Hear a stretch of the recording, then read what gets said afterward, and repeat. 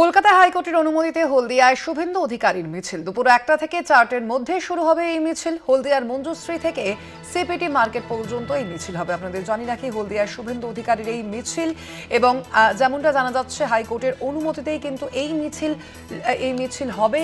হলদিয়ায় দুপুর 1টা থেকে 4টের মধ্যে শুরু হবে এই মিছিল।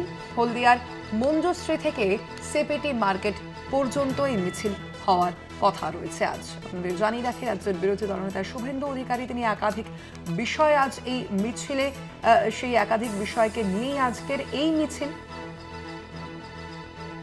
আমরা দেখেছিলাম সম্প্রতি বাজেট যে অধিবেশন, সেই অধিবেশনে সাসপেন্ড হতে হয়েছিল বিজেপি বিধায়কদের এবং সেই ঘটনার প্রতিবাদেই এই মিছিল। একই সঙ্গে আমরা সম্প্রতি দেখেছিলাম বারুইপুরে গিয়ে, সেখানে গিয়ে মূলত বিক্ষোভের মুখে পড়তে হয়েছিল শুভেন্দু অধিকারীকে। একই সঙ্গে তার কনভয়ে আক্রমণ করার ঘটনাও ঘটেছিল বলে অভিযোগ সামনে এসেছিল এবং সেই সমস্ত বিষয় নিয়ে আজকের এই মিছিল।